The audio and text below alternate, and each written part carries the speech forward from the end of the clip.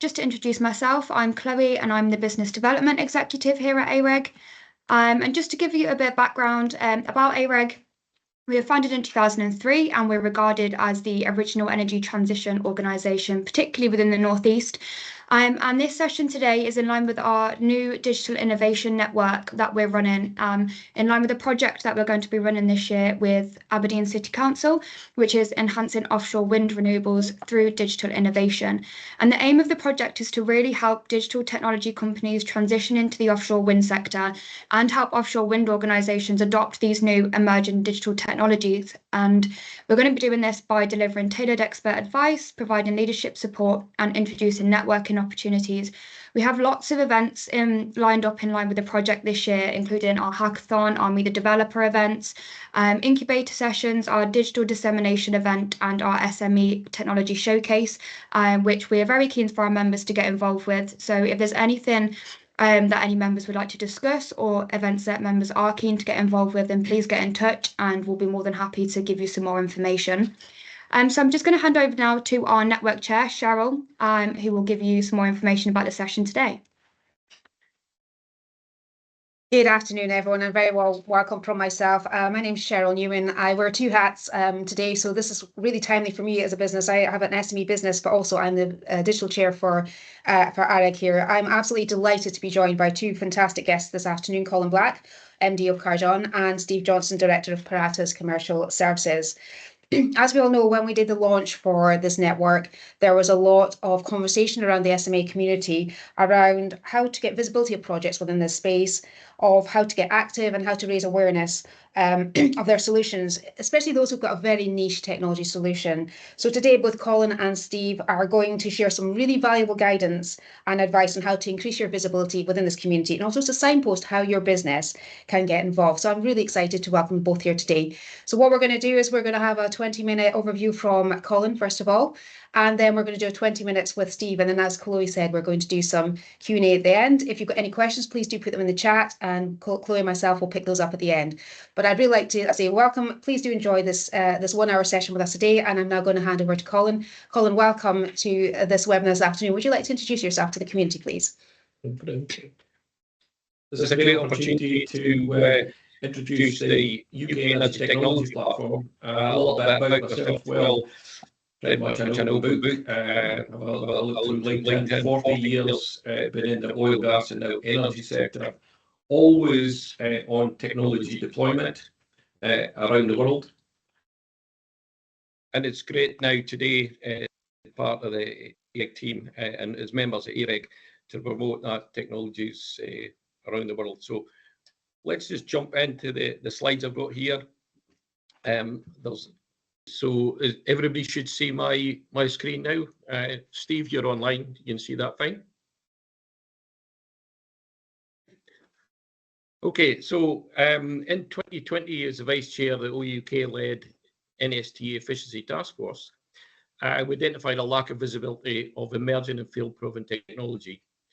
And AREG members, Carjon Energy, were partnered with the Shell technology managers at Technology Catalog to create the UK Energy Technology Platform. So, as I said, we are focused on the NSTA, North Sea Transition Authority, and the North Sea Transition Deal. And what a lot of the AREG members will do is say, well, we're lacking the visibility of UK energy technology, UK energy projects. Now, all of this is actually, there's a lot of stuff in the public domain.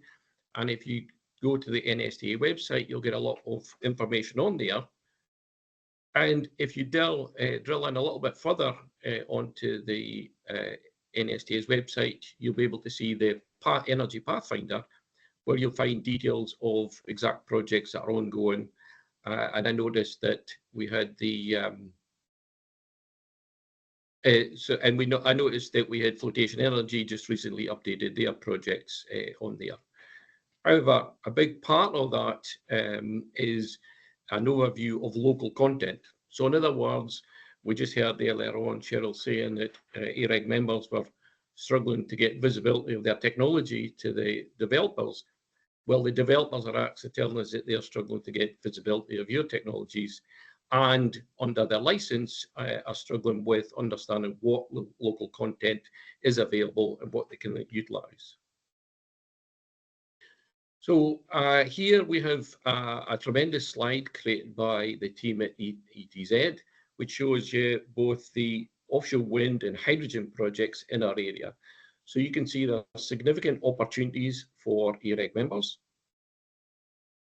And if you then take that further out and then look across the whole of the UK, and rather than a local perspective, but a UK perspective, see that there are significant opportunities, predominantly in the operations and maintenance side of offshore wind.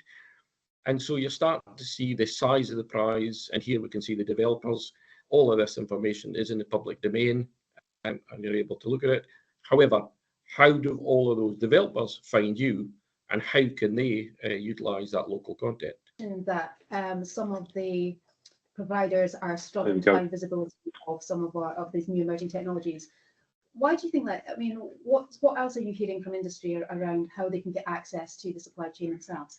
So we had a great session at ETZ there last week, and Steve from Flotation Energy very much underlined the fact that they did need to look at all of the technologies that were out there, which is a vast change in array, but also when it comes to local content and who to work for, they've really been struggling with that information. And that's the same across all of the developers that we can see on the screen today. And we know that because we built this up from originally with track record in the oil and gas sector, and they tell us the same thing, the operators tell us the same thing. So while the technology and solutions companies within AREG are saying it, they're struggling to get their message out, we're hearing it exactly the same from the other side. So we designed this platform coming from the operator and developer down into supply chain, rather than the supply chain try to push out into the bigger world. Fantastic. And Chloe, I believe there's an event coming up in September, isn't there? Which will obviously perhaps help to facilitate some of this conversation. Do you want to share a little bit about that while we get the technology back up and running? So just this September, we have the small business, the SME Technology Showcase. It will be hosted at the Sunman Hotel in the city centre, and we have just released some further information about this online. There are key chances for exhibition from our members this year. So really what we're looking for is, the SMEs that are technology developers that are really looking to get involved within the offshore wind sector. And the audience we're trying to target is really the offshore wind sector developers and project developers themselves. I'm really looking to get these points of collaboration across, and really looking to, really promote the facilitation of knowledge and expertise across the sector. I think we've got the technology back up and running just now, so I think I'll hand back over to Colin to finish off his PowerPoint. Okay, so can we just so this one, right? Okay, here we go. So what I had been saying, if the slide had been stuck on there, was that the great slide here from the ETZ team showing you the opportunities here in our region. However, if we take a broader view of across the UK, we see even more, especially within perhaps the operations and maintenance side of things. But all of these developers are telling us the same thing. They are struggling to find what is out there. And I think from every technology company and solutions provider, AREG member, you can see that you've got over 40 different portals that you need to upload your information in. And that's basically company information. So how do you find the technology from an operator's point of view, and how do you promote your solutions from a provider point of view? But then if we take an even bigger view of this and look at across the world, we get to the stage here where it's a massive, and this is only offshore wind, bear in mind we haven't even discussed hydrogen, CCS, geothermal and other technologies. So as Gordon here highlights, we've got huge potential.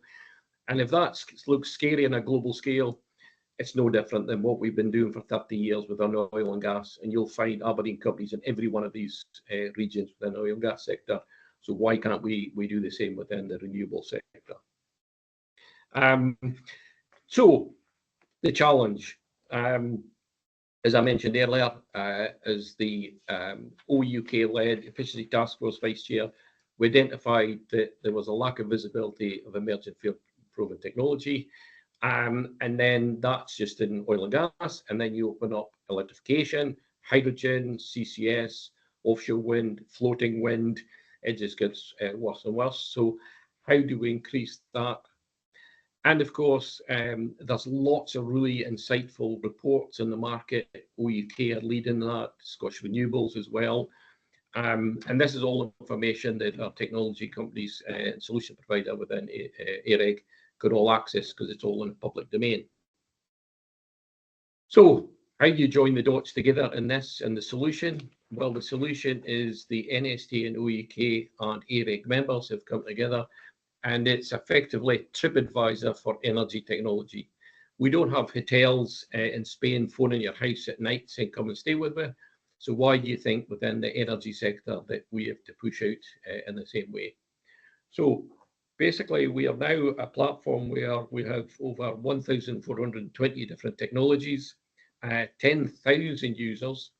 Here you've got the customers already on it.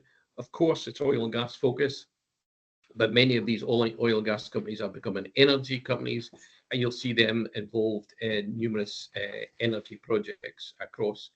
But obviously, we're working further to get Vattenfall, Ørsted, Flotation Energy, all part of this community.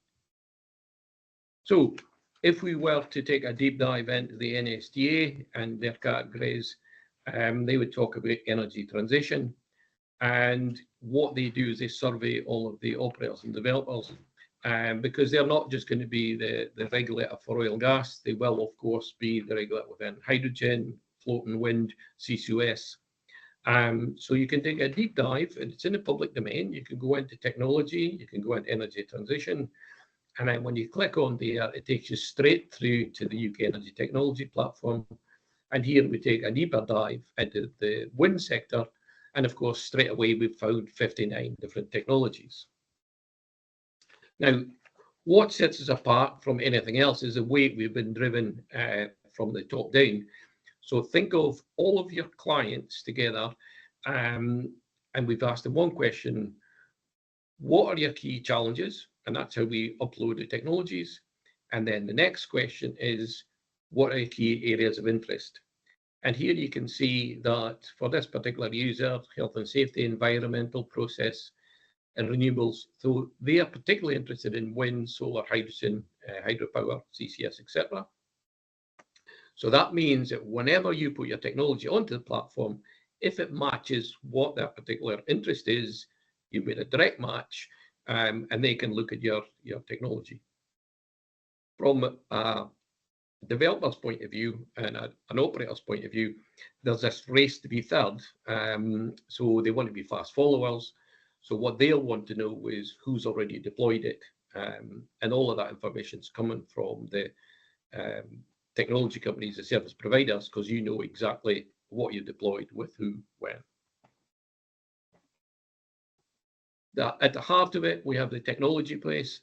And here it's effectively what the operators and developers are telling us is the business case. What is the technology? What's the TRL level? What are the pros and cons, specification, and the business impact? All in one page. And every one of the 1,420 solutions on the platform look the same. So we've got consistency. It's easy for them to compare and contrast. And a quick snapshot of, yes, we've got many technology companies already on the platform, and here's even more of them. And now, with the use of AI, we've now got all of the technology companies I could identify, and I apologize if there's any I've missed out, already on the platform. And the ones that are live, who've actually got a page uploaded today, includes Oban Group, Blaze, Balmoral, Competus, Glacier, Motion, Verloom, Score Group, Fugro, Hunting. So you can see there's lots of technologies already on, but every other technology we identify through the member list, we've actually created an artificial intelligence AI generated page, and every technology company, solutions company, AREG member can claim that page, and we can talk about that later on. But it's not just UK. I told you about the global market. So as soon as your technology is live on the platform, you're visible across the world, from Australia to the US to the Middle East. And then the other feature is quite unique is, I said earlier on, we're driven from the operator and developer down. So when the operator and developer don't find a solution for a particular challenge, we post it up, and then we post it to our wide 10,000 plus community, and then technology companies can then respond to it. Obviously today, we're heavily oil and gas focused. We're moving further into renewables in the wider sector, and this will just grow and grow across. And then the other thing is, well, that's okay, but how do we know who's looking at our page? Well, similar to Google Analytics, yes, you kind of get a feel for it, but just like in most of us use it, LinkedIn, so we can see who's looked at your page, your profile in LinkedIn. Well, just the same for here. So if Vattenfall are looking at your technology, you can see there. And with additional subscription, you can actually drill down and start a dialogue with that actual person from Vattenfall on the platform. And then if you mutually agree, yes, we've got an interest, you can jump off the platform and carry on that dialogue by email. Finishing up here, this obviously this leads on to lots of data analytics. So we know what the end users are looking for, and we can know what they're searching for. And here is a service that we provide for the end users, the operators, the developers, where they can benchmark themselves against their peers. Bear in mind that I said that this race to be third, and they can drill down to see what's been deployed by who, where, and when, and how you can reduce their emissions, reduce their CO2 footprint, increase efficiency, whatever that is that they're looking at through there. And of course, the thing is, finding the technology is only part of the solution. So we also support the developers with how do you actually get that technology deployed, building that database for them and working it through. Very quick run through. I will be available to discuss this later on, but you can all reach out to me, and my details are here. LinkedIn is probably the quickest route. We can connect right away, and we can dialogue from there. So, Cheryl, that's a quick snapshot. We managed to get the technology to run. Fantastic. Thank you so much, Colin, for that great overview.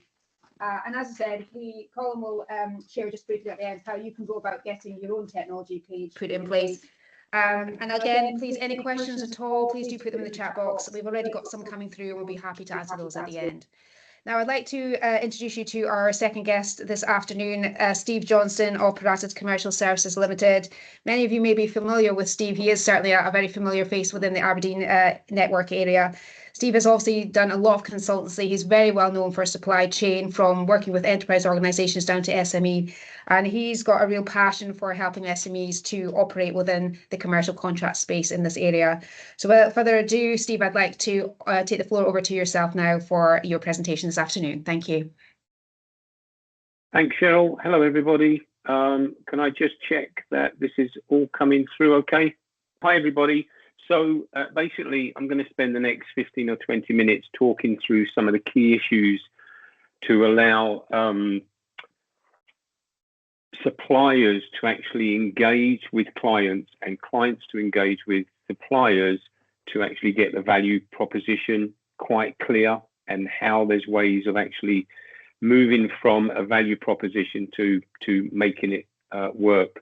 So a little bit about Paratus. As Cheryl was saying in introduction, I've been in supply chain management, procurement, contracts, logistics, and on the sales side for about 30 years in the oil and gas industry, in the telecoms industry, and I'm a mechanic to trade. So I've got quite a broad experience of being able to have discussions of all things technical, operational, commercial, contractual at board level and operational level. And I set up Paratus Commercial Services about 2.5 years ago. And to cut a very long story short, I was working in some large organizations with suppliers who were really struggling, couldn't find anywhere to signpost them. The big organizations tend to go out and find big consultancies. There wasn't a lot for the small players, so I created Paratus Commercial Services to support small businesses predominantly. Paratus is Latin, ready or prepared, so it's really about helping organisations be commercially ready or prepared, and it's about doing business within the ESG environment of environmental issues, social and governance. And a summary that takes myself and Colin Black back about 24, 25 years in Logic days, when it was about not only doing the right things, but doing things right. Who we work with, it's predominantly three streams. Individuals who are looking to be more commercially aware. We run public workshops that people can turn up to as individuals. We also work with small businesses who, again, to cut it very short, small businesses come up with innovative ideas, products or services. They go through the whole process of getting their product to market, how to develop it, and then they get told, if you want investment, go and find £1 million contract or a £2 million contract. They go and sign up to the first £1 million or £2 million contract they can find, unaware of all the commercial risk that they're entering. And then subsequently, I'm not sure exactly what the figures are, but 20 or 30% of startups can fail, not because they haven't got a good product or service, but commercial naivety puts them into some serious trouble when they start. So part of what I try to do is to not make business decisions for them, but signpost them to some of the key areas to look out for in the training, and then be a helping hand on a consultancy basis, or point them in touch with the right people to get in contact with to help them so they don't find themselves in those positions. And the third stream is working with the larger organizations to look at how they manage their supply chain so they don't find themselves very well-intended decisions, but squeezing the life out of a supplier who's critical to their business, and everybody's high-fiving themselves about how they've got such a tight contract and they've squeezed the supplier on price and availability, only for them to go out and bust and find themselves without a supplier. That's quite a quick summary of what we do. Now, getting to the point of this presentation is to look at, I will often use the expression extended supply chains. A lot of people talk about the supply chain.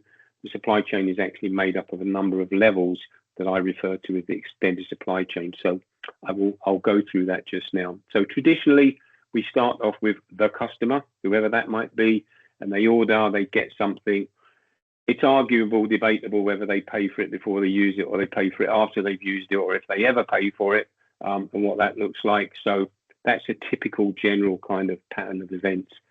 We then drill down traditionally as customers, and we look at the suppliers that we're initially doing business with.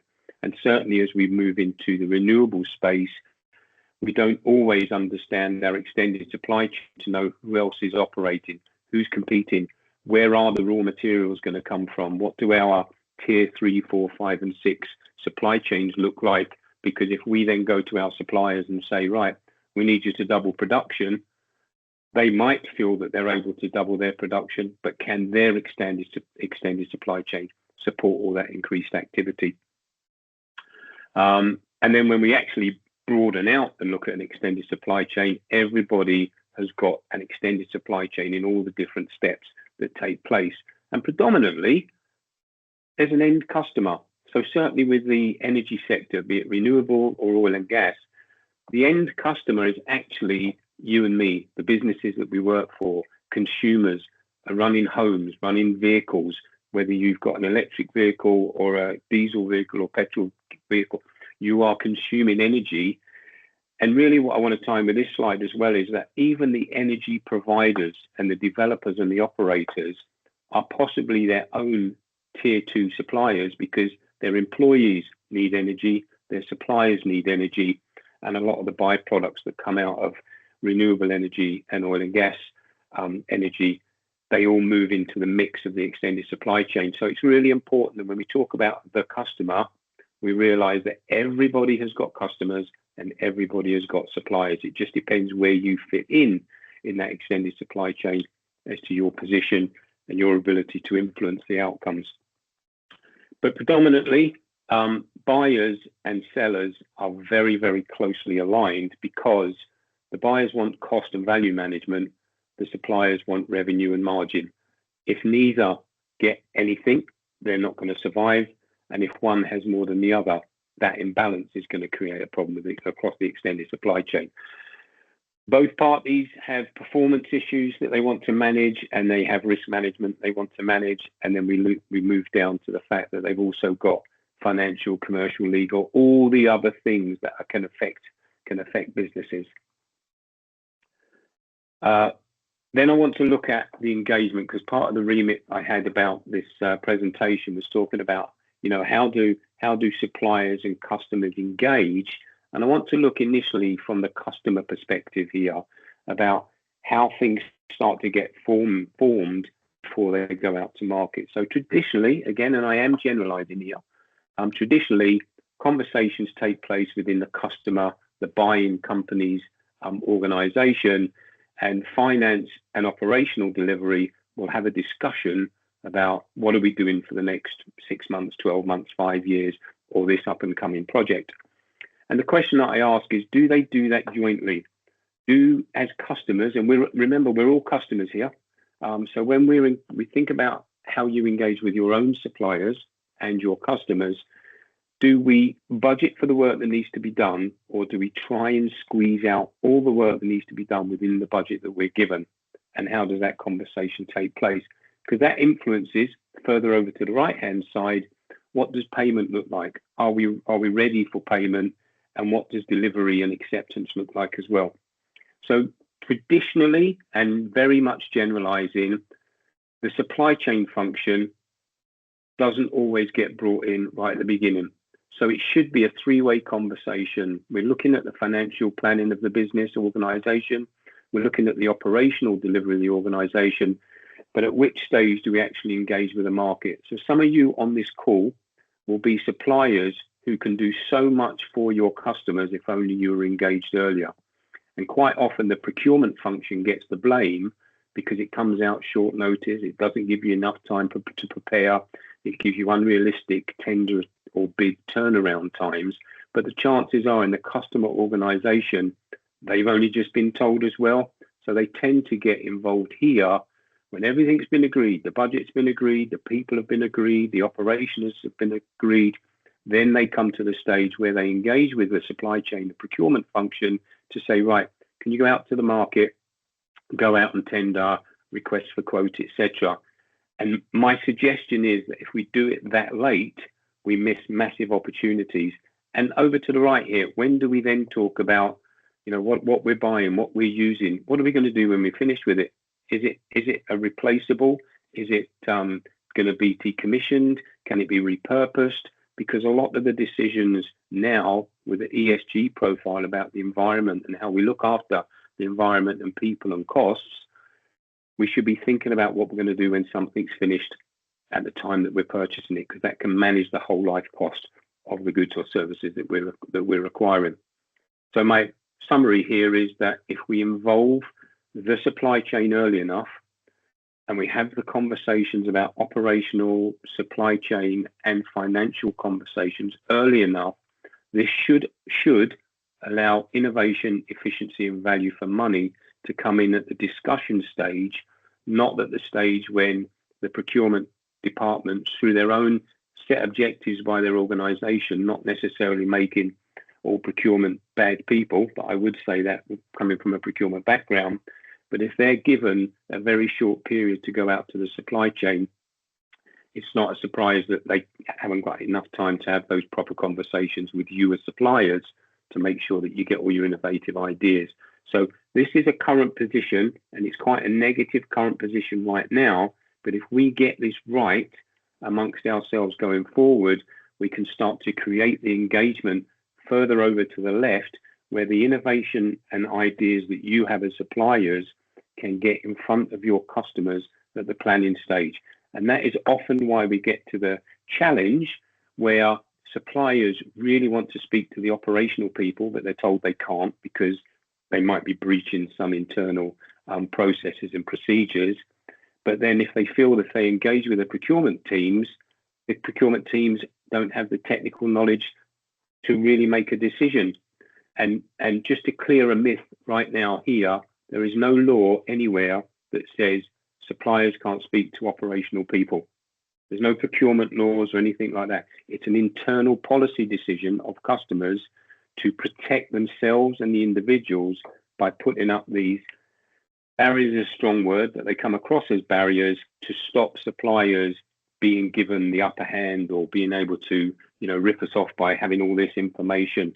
So it's a lack of trust that has caused this. If we get it right, we get in early engagement, and we get the trust back into our supply chain relationships, I believe that we can engage a lot earlier and bring innovation to the market. Going forward to the next stage then, we're looking at who needs who. And this is ever such a small snippet about some larger content that is in the one-day workshop.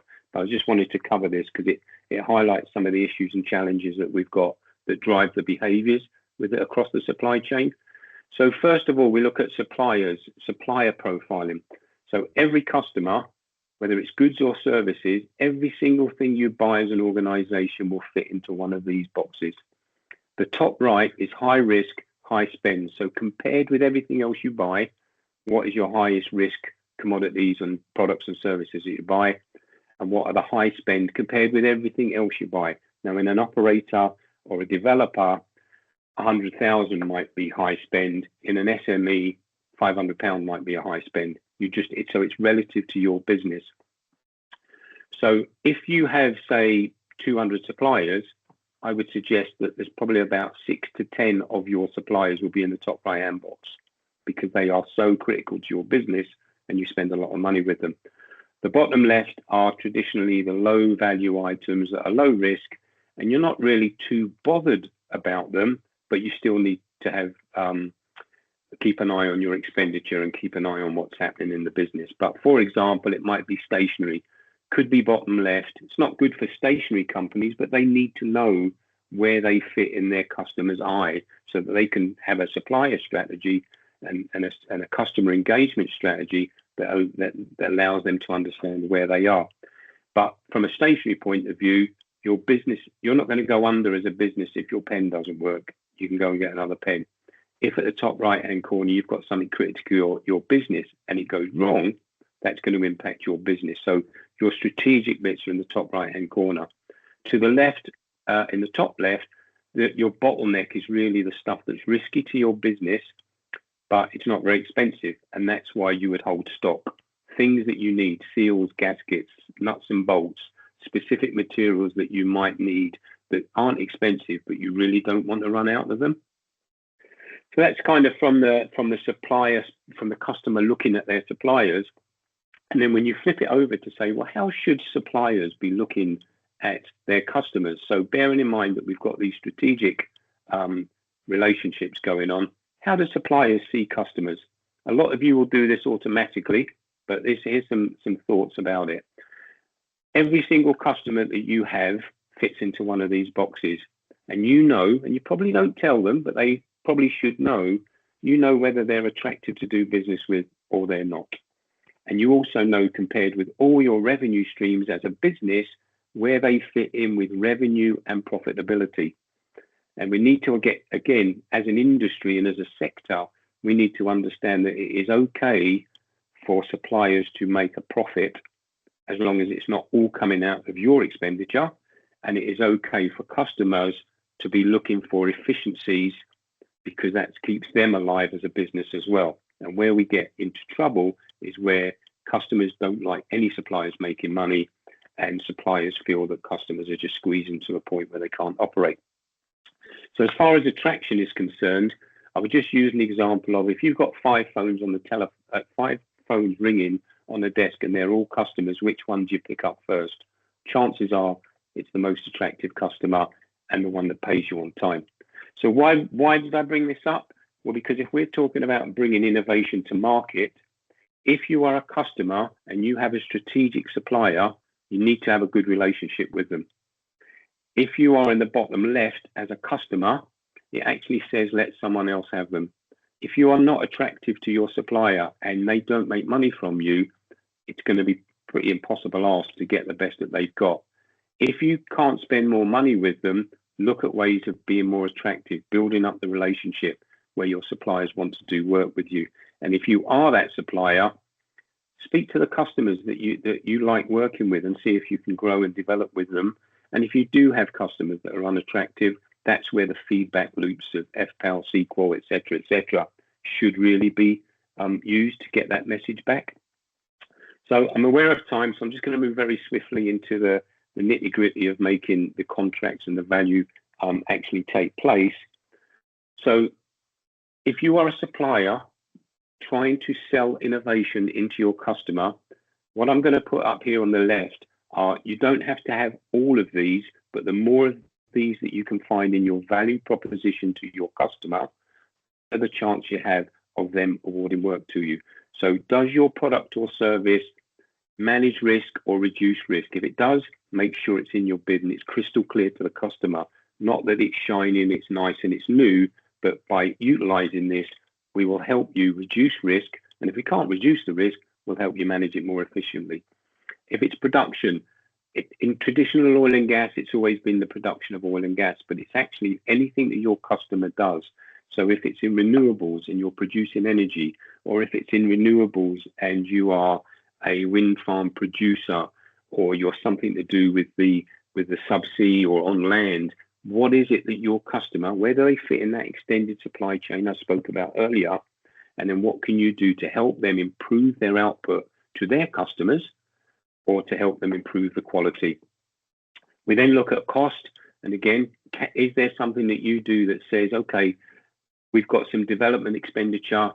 We've been doing this a lot. Colin was mentioning about the race to be third. If you've got proven technologies, you can actually save your customers the development because you've already got a proven product or service.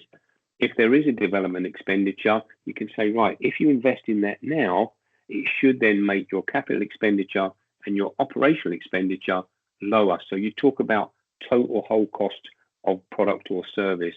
And then when we come to abandonment and decommissioning expenditure, that's where on that earlier slide about the procurement to pay with finance and operations, back to that right-hand side where the green circle was about when you're finished with this, if we build the right products and services, it means that when it's time to move on or to replace kit, we've actually got that thought about already, rather than someone in the customer having the budget for CapEx, someone having it for operational expenditure, and the poor soul that's left to sweep it all up at the end has no budget and it's all unplanned. And that's why it gets very difficult for customers to actually engage with suppliers at that end of the scale.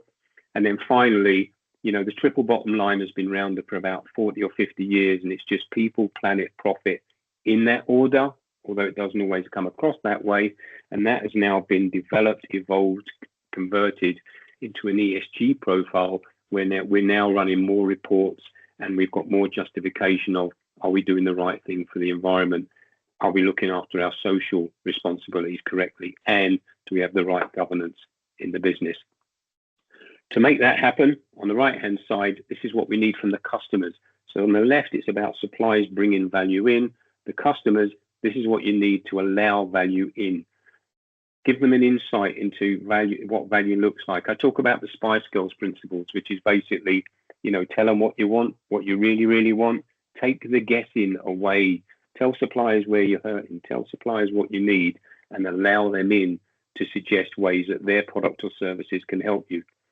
Detailed specification or functional specification. Are we actually clarifying that properly?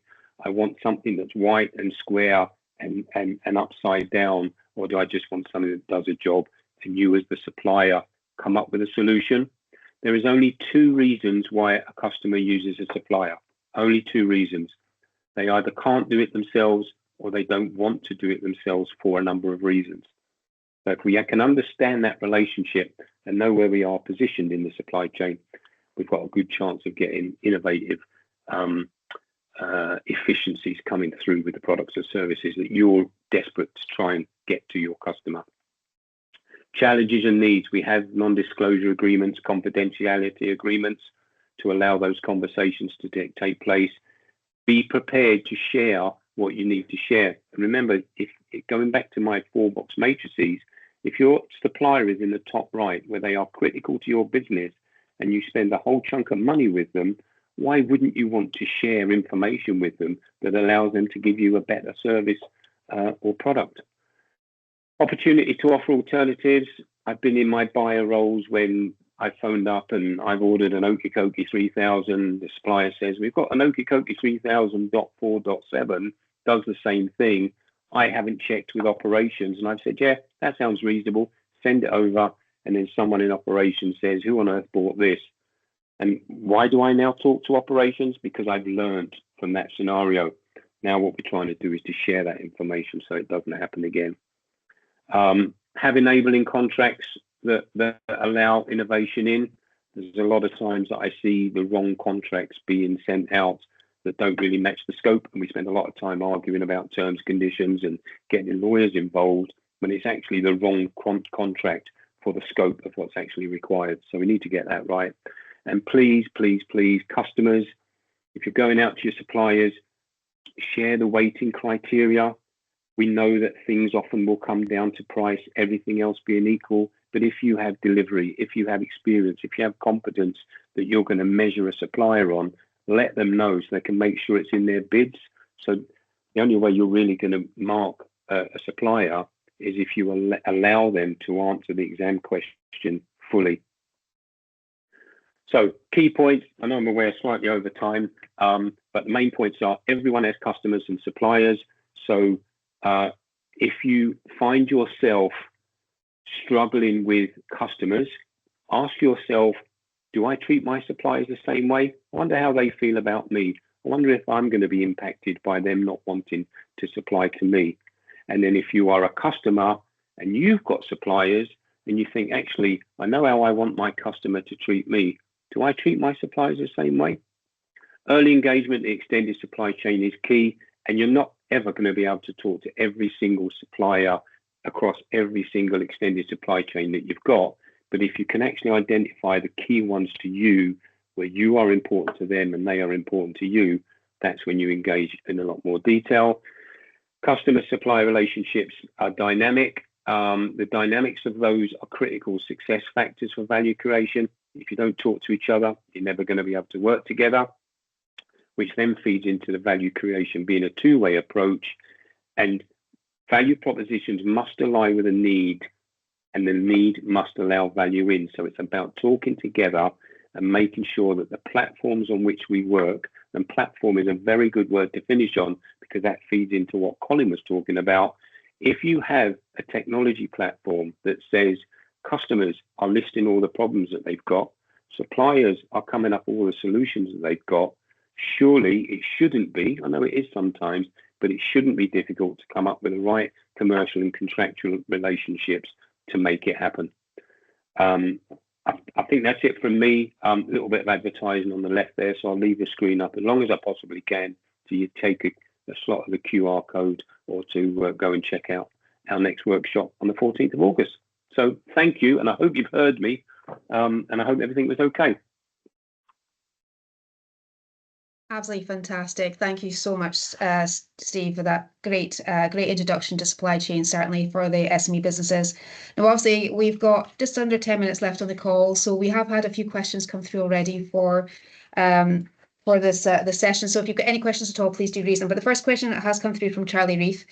And Charlie has mentioned that not all suppliers are trying to be compliant with DNV RPA 2004 for qualification and assurance of digital twins.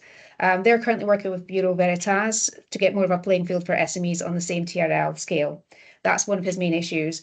And need a supplier to be on the same page. What's both your thoughts, Colin and Steve, on Charlie's question? Colin, maybe we could start with yourself. Yes, so great question. I wanted to...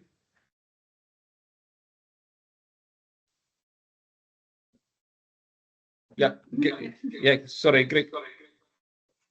We're working two laptops here, so we're certainly pushing the digital envelope. Great question, Charlie. I think the starter for 10 is that what we're finding is that a lot of the end users don't really know exactly why they'd be wanting it. They kind of want a digital twin, and they're not sure exactly the value proposition of what it's going to deliver for them. So the first thing that we found was raising awareness of what digital twin technologies are out there and solutions. And the second one is very much about track record of who's deployed what where, and then it sort of builds up. But you're right, there's a space in the middle for consultancies, experts to actually tease out that value proposition with the end users, and certainly some guidance in there, some recommended practice through their life. So a lot of it is not about the digital technology, and Stephen being on the same page as me, it's all about the value proposition. And this is where we got caught up into, right, okay, we need to have a digital twin, but then what are you using it for? You're using it for onboarding your staff, or you're using it for efficiencies, you're using it for asset integrity. What is the use case? So kind of need to go back to what I was saying earlier about building the business case first, because I feel the technologies are out there, or certainly a lot of them are. Perfect. Thank you very much, Colin, for that. And actually, that's really nice. You just touched a little bit on there on value proposition. So here's a good question for you, Steve. How can value propositions in the SME community be crafted to ensure the needs of both the supplier and the customer? So facilitating on that mutual value creation. What would your guidance be on that? Yeah, it's probably every cliche in the book about horses for courses and all that kind of stuff. But certainly some of the smaller businesses that I've worked with, and others, there are others available, I might point that out. Probably not as good, but there we go. That's just my opinion. I'm only joking. But it's engaging with them and digging deep to actually say, right, what do you want from this customer relationship? And are you prepared? At what point are you prepared to walk away so that you don't have to get it? Say the same to the customer. And the difficulty is when we've got cold requests for quotes and tendering coming through and we don't have a discussion, it's basically go to those 2 4-box matrices, find out where you are, and if they're really a difficult customer, let someone else have them. But if they're a really important customer to you and you really think you've got something to offer, don't go straight for the sale. Spend the time to build up, attend events, start to build up the relationship, and then you might get to a point where you say to the customer you want to get in front of, I saw you at such and such event. I heard what you had to say. It was really interesting. Didn't get a chance to talk to you. Is there a chance that we can have a discussion? Because I think I've got something for you. But the temptation, and I've been there myself as a small business, you see the potential contract award looming, and you think, actually, I need it at all cost. And the fact is, if you win a contract too early, it can actually be the undoing of your business. But timing is everything. And I would just say, do your homework and do it early enough if you've got time, obviously, but you need to make time. It's easier to say than do, I point out. Fantastic. Thank you so much, Steve. I think that's a really good answer. And it all comes back to building the relationship, doesn't it? It's about starting to make those connections and start to reach out to people. And I'm sure you probably agree on that as well. Have you got any kind of thoughts on that as well, Colin? Presentations dovetail because what Steve's talking about is early engagement, early visibility. And as I said, you underlined it, the ETZ presentation last week from Flotation Energy is the developers are saying there's a lack of visibility for that. So, and what you'll be faced with is within the SME community is 40, 50, 60 portals where you've got a paragraph at best, if not a sentence, to try and showcase that. So it's hard to get the engagement unless you find something, and hence why we've developed the technology platform. And that's actually a good question, kind of leading into the technology kind of catalogue. How do you feel that really will enhance suppliers getting that broader visibility across the supply chain? How do you think it's really going to make a difference? And what in terms of cost would that look like as an approximate for an SME considering this as an option? Yeah, so it was free. We were funded by the NSTA, the regulator. They liked what we had achieved, but they wanted to really increase it significantly. For the whole of 2023, it was free for all SMEs, technology companies, and operators and developers, and that's where we saw a massive uptake of it. However, we had to be able to stand on our own feet and be commercial. So we're forced into a position of having to charge people for their service. So It's very transparent. It's on the website and there. I mean, fundamentally, any technology companies, solutions providers, AREG members out here, we're talking about €150 to be visible to all of these developers. Very strong in oil and gas, growing rapidly in renewables, but that'll be across offshore wind, floating wind, hydrogen, CCS, etc. So we're actively trying to get more people looking at technology. And the beauty of it, and as I said earlier, just like LinkedIn, using this profile, you'll start to see leads coming in and you can reach out to them within there from that side. And that's a slightly more depending on what you look at, because each SME's got a different budget and a different role to have there. So. I think it's eminently quite affordable, isn't it, Col? I mean, let's be honest about it. It's only covering our costs, just the admin of getting that up. It's everybody needs a little bit of support, and we've got people behind it. But fundamentally, and people say, well, how do you make money? Well, actually, it's the developers and the operators who find the right solution at the time, who increase their production, reduce their costs, save their emissions. They get the value, so they pay more for that. So that's obvious. Perfect. Business cycle. Steve, you'd like to contribute here. Yeah, I was just going to say, because as somebody who's been on that buying end over the years, when we used to have, and I don't want to get into the nitty gritties of SQL or FPAL or any other Achilles type of thing, but as a buyer and as an operational project manager during my time, there was a system that said, these are the suppliers that do lots of things. You never really had somewhere that said, I have this problem, can someone go find it? And the technology catalog is that showcasing of the issue rather than just the showcasing of solutions that you don't know what you want or not. And I think that's why it comes in to say, I've got a product or service that I want to sell. Who's out there? You go and search it and you go, oh, there's a number of people looking for this. Or you're the buyer saying, I wonder if anyone knows how to fix this problem, and it's there and the suppliers are tuned in. And I'm actually pleasantly surprised, €150 for a yearly subscription, is it? Yeah. I mean, blimey, you can't be a member of any industry body or get to park your car in a certain part of Aberdeen for less than that, you know? Thanks so much, Steve. Do you want to just comment on that? Well, hey, and no financial transactions have passed between Steve. No, indeed. We're just passionate about this. And the thing I would say as well is that I did not start off this journey by coming up with these solutions and then put them in. I went to every operator and developer. I emptied my black book and I spoke to them all in 2020 in the middle of lockdown. We all had plenty of time. And I asked them that one question, remember, what are your key challenges? And that's why I know it's asset integrity. That's why I know with wind developers, it's trying to keep the turbine turning and not being having the challenges of operation maintenance.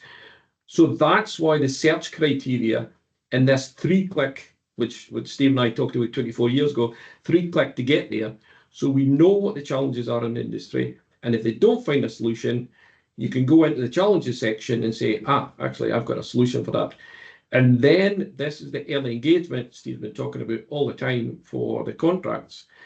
But, and again, to flip it back, one of the things that can be scary for SMEs is you will have Shell contacting you direct. You will have Vattenfall coming directly to you. And then you maybe get a contract that's yay thick and wonder what to do with it. So you do need to look at that type of support. Steve and others like them can help you guide it through, because it can be overwhelming. Perfect. Now, obviously, we've only got a couple of minutes left in the call, so I'm just going to finish on this last question. It's one for you, Steve. So this is coming from George.